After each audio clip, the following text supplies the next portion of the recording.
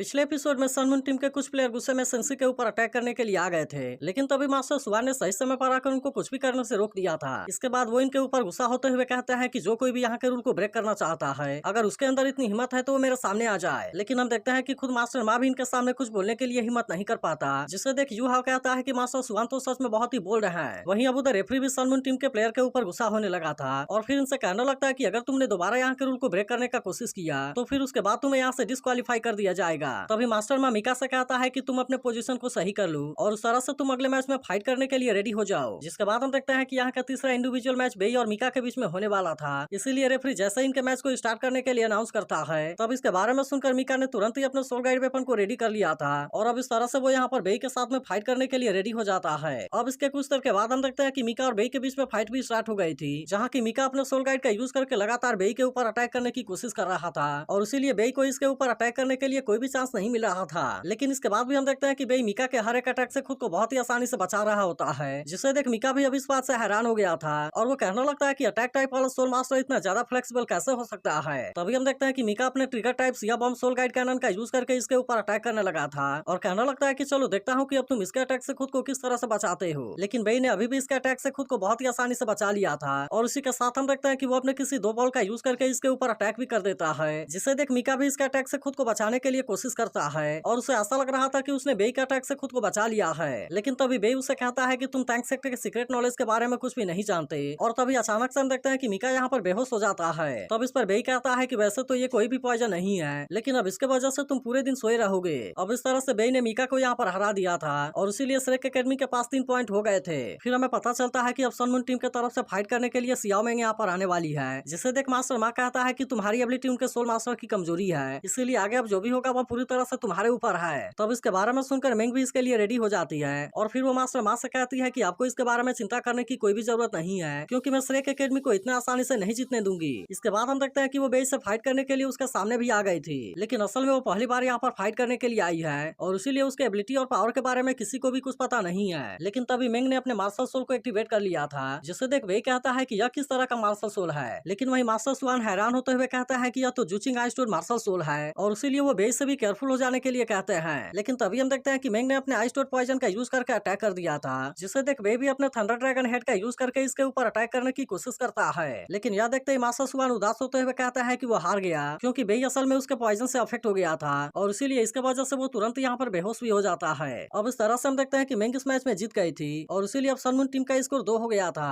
तभी उधर मेंग कहने लगती है कि यहाँ पर फाइट करने के लिए अब कौन आने वाला है, जिसके बारे में सुनकर वांग इस बात से इसके ऊपर काफी गुस्सा होने लगता है। जिसके बाद हम देखते हैं कि लुओ चेन अब इसके साथ में फाइट करने के लिए उसके सामने आ गई थी और इस तरह से वे दोनों इस मैच के लिए रेडी हो जाते हैं। वहीं उधर मास्टर सुआन कहने लगते हैं कि जूचिंग आइस्टोर एक बहुत ही हाईली पॉइजनस सोल बीस्ट है, जिसके पूरे बॉडी के अंदर आइस एट्रीब्यूट और जबकि इसके आंखों में फायर एट्रीब्यूट भरा हुआ है, इसीलिए आइस और हीट का इंटरसेक्शन एक बहुत ही खतरनाक पॉइजन को क्रिएट करता है। वहीं उधर लुओ चेन और मेंग के बीच का फाइट स्टार्ट हो गया था, जहाँ पर लुओ चेन अपने आइस पावर का यूज करके मेंग का सामना करने की कोशिश कर रही थी। तभी इसी बीच हम देखते हैं कि लुओ चेन ने अपने आइस केस का यूज करके मेंग को बहुत ही आसानी से कैद कर लिया था, जिसे देख वांग और बाकी लोगों को लगता है कि लुओ चेन मेंग को बहुत ही आसानी से हरा देगी। लेकिन यह देखते ही टीचर जामा कहती है कि ऐसा करके उसने बहुत बड़ी गलती कर दी। वहीं उधर मास्टर माँ कहने लगता है कि केवल टैंक सेक्टर ही पॉइजन को यूज करने में अच्छा नहीं है और तभी अचानक से हम देखते हैं कि लुओ चेन पॉइजन के वजह से बेहोश होकर नीचे गिर जाती है, क्योंकि असल में मेंग के पास में भी आइस एट्रीब्यूट था और इसीलिए उसने इसका यूज करके अपने पॉइजन को इसके अंदर बहुत ही आसानी से डाल दिया था। अब इस तरह से हम देखते हैं कि मेंग इस मैच में जीत गई होती है और दोनों टीम का स्कोर भी यहाँ पर बराबर हो गया था। इसके बाद हम देखते हैं कि फाइट करने की अगली बार याओ हेंग की होती है, जो कहने लगता है कि हम सनमून के लोगों को यहाँ पर यह सब करने के लिए अलाउ कैसे कर सकते हैं। वहीं उधर हुआंग याओ हेंग के फादर से कहता है चलो देखते हैं कि अब वो इसे हरा पाता है या नहीं हरा पाता।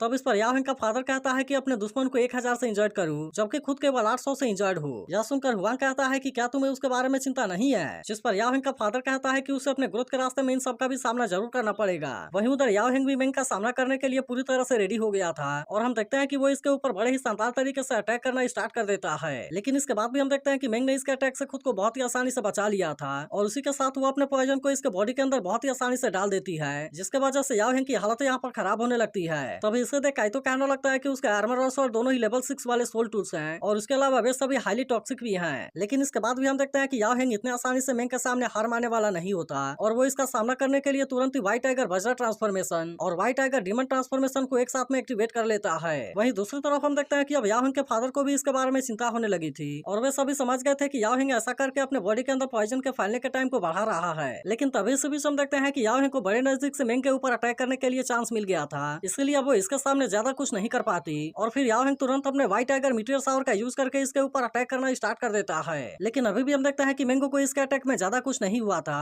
और इसने याओ हेंग के हर एक अटैक से खुद को बहुत ही आसानी से बचा लिया था। लेकिन तभी इसी बीच हम देखते हैं कि वो अपने लेवल 6 वाले सोल गाइड टेलीपोर्टेशन रिंग का भी यूज करने लगती है, जिसे देखते ही काइतो कहता है कि सन मून टीम ने तो एक्सपेंसिव स्पेस सोल गाइड को भी पा लिया है। वहीं उधर पॉइजन के फैलने की वजह से याओ हेंग की हालत काफी खराब होने लगती है और उसके अलावा मेंग फिर से अपने पावर का यूज करके इसके ऊपर अटैक करने के लिए रेडी हो गई थी, जिसके वजह से सभी को ऐसा लग रहा था कि याओ हेंग अब इसके सामने कुछ भी नहीं कर पाएगा, क्योंकि मेंग का यह अटैक बहुत ही ज्यादा पावरफुल होता है जो कि सोल एम्परर को भी एक ही झटके में निगल जाएगा। लेकिन अभी भी हम देखते हैं कि याओ हेंग को इसके बारे में कोई ज्यादा चिंता नहीं होती और इसीलिए मेंग जैसे ही अपने पावर का यूज करके इसके ऊपर अटैक करने के लिए आने लगती है, तब इसे देख याओ हेंग भी अपने soul bone skill absolute defence का यूज करके इसका सामना करने के लिए रेडी हो जाता है। अब इस तरह से हम देखते हैं कि वो इसका यूज करके मेंग के अटैक को रोकने लगा था, जिसे देख मास्टर मा कहता है कि उसने तो सोल बोन को इतना समय से छुपा कर रखा हुआ था। लेकिन वहीं उधर याओ हेंग का फादर कहने लगता है कि सोल बोन केवल कुछ ही देर के लिए अटैक को रोक पाएगा, जबकि इस समय उसके पास में तो ज्यादा सोल पावर भी नहीं बची है और अब इसी वजह से उसे भी ऐसा लग रहा था कि याओ हेंग इसके सामने ज्यादा कुछ नहीं कर पाएगा। लेकिन तभी इसी वक्त हम देखते हैं कि याओ हेंग अपने व्हाइट टाइगर डिस्ट्रॉय किल का यूज करके अटैक करने के लिए रेडी हो गया था, जिसे देखते ही मास्टर मा कहता है कि हम अपनी हार मानने के लिए रेडी हैं। लेकिन असल में अब इसके लिए बहुत ही देरी हो गई थी और याओ हेंग ने अपने पावर का यूज करके मेंग के ऊपर अटैक कर दिया था। इसके बाद याओ हेंग कहने लगता है कि तुमने क्या कहा, मैं इसके पॉइजन की वजह से अफेक्ट हो गया हूँ और क्या मैं क्लियरली नहीं सुन सकता। तब हम देखते हैं कि इसके ऐसे बातों से मास्टर मा इसके ऊपर गुस्सा होने लगता है, लेकिन आखिरकार याओ हेंग ने मेंग को इसमें हरा दिया था। जिसके बाद मास्टर मा हैरान होते हुए कहता है कि याओ हेंग का फिजिक तो सच में बहुत ही स्ट्रॉन्ग है, नहीं तो वो मेंग के पॉइजन के सामने कुछ भी नहीं कर पाया होता। फिर वो कहने लगता है मैंने सोचा था कि मेंग श्रेक एकेडमी के टीम के सभी मेंबर को आसानी से हरा देगी, लेकिन अब तो ऐसा लगता है कि इसके बारे में कुछ करना होगा। इसके बाद हम देखते हैं कि यहाँ पर फाइट करने के लिए सियाओ टाओ आने लगी थी, जहाँ पर याओ हेंग कहता है कि अब से कैप्टन की जिम्मेदारी तुम्हारे ऊपर है। तभी इसी बीच हम देखते हैं कि याओ हेंग यहाँ पर बेहोश होकर नीचे गिरने वाला था, लेकिन तभी मास्टर सुआन और बाकी लोग आकर उसे पकड़ लेते हैं और मास्टर सुआन उसे कहता है कि तुमने यहाँ पर बहुत ही अच्छा किया। वहीं उधर याओ हेंग का फादर भी इस बात से काफी इंप्रेस हो गया होता है। इसके बाद हम देखते हैं कि सियाओ टाओ फाइट करने के लिए चली गई थी, जहाँ पर वो सिया फई और उलोंग से पूछती है कि तुम दोनों में से सबसे पहले कौन मेरे साथ में फाइट करेगा। लेकिन तभी हम देखते हैं कि मास्टर मा ने पर्सनल बैटल से गिव अप कर दिया था और अब वो डायरेक्टली 2, 2 और 3 बैटल को करना चाहता है। तब इसके बारे में सुनकर रेफरी भी अनाउंस करती है कि सन मून टीम ने पर्सनल बैटल से गिव अप कर दिया है और इसीलिए श्रेक एकेडमी इसमें जीत गई है। अब इसके वजह से हम देखते हैं कि इनका स्कोर 1-1 हो गया था और फिर इन दोनों टीम के बीच का तीसरा राउंड 10 मिनट में स्टार्ट होगा। तभी टीचर जमा कहने लगती है कि मास्टर मा तो सच में बहुत ही ज्यादा चालाक है, क्योंकि वो समझ गया है कि सन मून टीम बैटल में ज्यादा पावरफुल है, जबकि पर्सनल बैटल में बहुत ही वीक है। इसके अलावा वो यह भी जानता है कि और 2 पॉइंट हारने के बाद वो कम नहीं कर पाएगा और इसीलिए वो तुरंत ही हार मानने के लिए रेडी हो गया। फिर वो कहने लगती है कि इस समय हम बहुत बड़े डिसएडवांटेज में हैं, क्योंकि सन मून का रिजल्ट टीम अभी भी पूरी तरह से सेफ है और इसीलिए कल्टीवेशन लेवल को देखा जाए तो इस बात से ज्यादा फर्क नहीं पड़ता। लेकिन असल में उनके टीम मेंबर और हमारे टीम मेंबर के नंबर के बीच में बहुत ही बड़ा डिफरेंस है। वहीं उधर मास्टर मा कहने लगता है कि श्रेक टीम के पास में अब केवल 5 मेंबर ही बचे हुए हैं, इसीलिए 2-2-3 फॉर्मेट के अनुसार कोई भी थर्ड गेम के लिए अवेलेबल नहीं होगा और इसीलिए अब हमें केवल एक गेम को जीतने की जरूरत है। इसके बाद वो रुलोंग और सिया फई से कहता है कि तुम शानदार तरीके से फाइट करने के लिए रेडी हो जाओ। जिसके बाद हम देखते हैं कि अब इसके बारे में सुनकर वे भी इसके लिए पूरी तरह से रेडी हो गए थे, जिसे देखते ही सियाओ टाओ अकेले इनके साथ में फाइट करने के लिए रेडी हो जाती है। तब इसे देख रेफरी कहता है कि यह 3-1-3 बैटल है, लेकिन इस पर सियाओ टाओ कहती है कि मैं तो अकेले ही इनके लिए काफी हूँ। जिसके बाद रुलोंग सियाओ टाओ से कहता है कि तुम तो सच में बहुत ही एरोगेंट हो। लेकिन तभी हम देखते हैं कि टीचर जावा के कहने पर सियाओ टाओ अकेले ही दोनों के साथ में फाइट करने के लिए रेडी हो गई थी, क्योंकि असल में टीचर जावा के पास में और कोई ऑप्शन नहीं था। फिर वो कहने लगती है कि काइतो और सियाओ तो अभी तक भी रिकवर नहीं हुए हैं और अब इसीलिए हमारे पास में फाइट करने के लिए केवल यूहा और वांग बचे हैं। वहीं दूसरी तरफ हम देखते हैं कि रुलोंग और सियाओ टाओ के बीच में बहुत ही शानदार तरीके से फाइट चल रही थी, जिसे देख टीचर जावा कहने लगती है कि अगर सियाओ टाओ किसी तरह से इसमें जीत गई तब इस तरह से हमारे पास में अभी भी एक चांस होगा, लेकिन अगर वो हार जाती है तो फिर यहाँ पर हमारी हार निश्चित है। तभी रुलोंग सिया फेंग से कहता है कि मुझे रेडी होने के लिए कुछ टाइम चाहिए, जिसके बारे में सुनकर सिया फेंग कहता है कि नो प्रॉब्लम। और अब इतनी बात कहने के बाद हम देखते हैं कि उसने सियाओ टाओ के ऊपर अटैक करने के लिए अपने सोल कैनन को रेडी कर लिया था।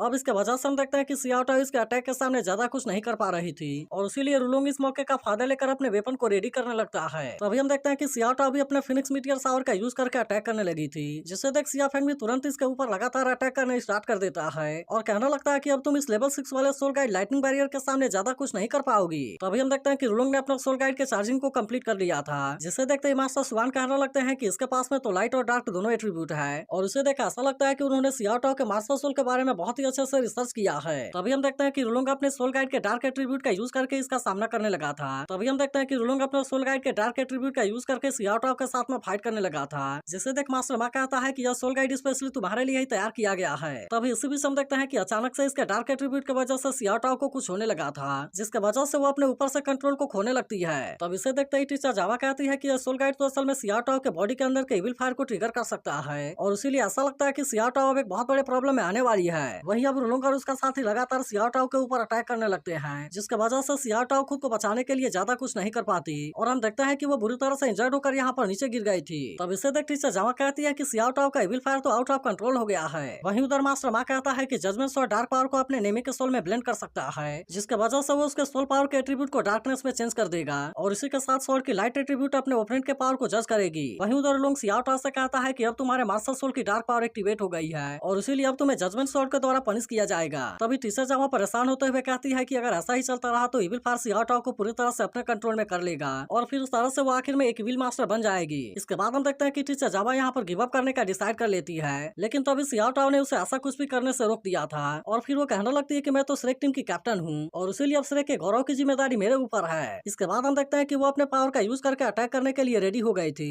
जिसे देखते ही रुलोंग भी डिवाइन जजमेंट का यूज करने लगता है। तभी मास्टर सुआन कहने लगता है कि तुम इविल फायर फिनिक्स के बारे में ज्यादा कुछ नहीं जानते, क्योंकि एक समय पर इसने तो गॉड को जन्म दिया था। वहीं उधर सियाओ टाओ कहने लगती है कि मैं इस दुनिया के किसी भी ऐसे पावर के ऊपर यकीन ही नहीं करती जो कि मुझे जज कर सकता है। तभी हम देखते हैं कि सियाओ टाओ का इविल फायर फिनिक्स आवाज निकालने लगा था, जिसकी वजह से रुलोंग की भी हालत खराब होने लगती है। तभी हम देखते हैं कि सिया फेंग फिर से अपने सोल गाइड कैनन का यूज करके सियाओ टाओ के ऊपर अटैक करना चाहता था, लेकिन असल में वे इस बार इसके पावर के सामने कुछ भी नहीं कर पाते। तभी हमें पता चलता है कि याओ हेंग ने यहाँ से जाने से पहले सियाओ टाओ के हाथ में कुछ दिया था, जो कि असल में लेवल 8 वाला टाइगर सोल डिफाइनिंग नाइफ होता है। इसके बाद हम देखते हैं कि रुलोंग और उसका साथी सियाओ टाओ को हराने के लिए उसके साथ में फाइट करने लगे थे, लेकिन असल में अब वे इसके बढ़े हुए पावर के सामने कुछ भी नहीं कर पाते, और इसीलिए सियाओ टाओ इन दोनों के ऊपर बहुत ही भारी पड़ने लगी थी। तभी अचानक से हम देखते हैं कि सियाओ टाओ अपने स्ट्रॉन्ग पावर का यूज करके इसके ऊपर अटैक कर देती है, जिसे देखते ही रुलोंग समझ जाता है कि वो इसके पावर के सामने ज्यादा कुछ नहीं कर पाएगा, और इसीलिए वो रेफरी से हेल्प मांगता है। जिसके बाद हम देखते हैं कि रेफरी ने सियाओ टाओ के अटैक को रोककर इसे बचा लिया था। वहीं उधर मास्टर सुआ ने बेहोश होकर गिर रही सियाओ टाओ को नीचे गिरने से बचा लिया था, और फिर वो तुरंत इसके ऊपर अपने किसी पावर का भी यूज करने लगते हैं। तभी यूहा मास्टर सुआन से कहता है कि आप मुझे सिस्टर सियाओ टाओ के इविल फायर को सप्रेस करने दीजिए, लेकिन इस पर मास्टर सुआन कहता है कि अब सियाओ टाओ का मार्शल सोल म्यूटेट हो गया है, इसीलिए अभी तुम इसके सोल पावर को सप्रेस करने के लिए कुछ भी नहीं कर पाओगे। इसके अलावा इसकी ब्लैक फायर पूरी तरह से इसके ऊपर हावी हो गई है, और इसीलिए इसके वजह से इसका मार्शल सोल पूरी तरह से ब्लैक फिनिक्स में म्यूटेट हो गया है। इसके अलावा हम देखते हैं कि मास्टर सुआन किसी इंसिडेंट के बारे में याद करके काफी उदास हो गए थे, और कहने लगते हैं कि मुझे डर है कि कहीं वो आने वाले समय में पूरी तरह से इविल मास्टर ना बन जाए। तब इसके बारे में जानकर वांग और यूहा भी इस बात से काफी परेशान हो गए थे,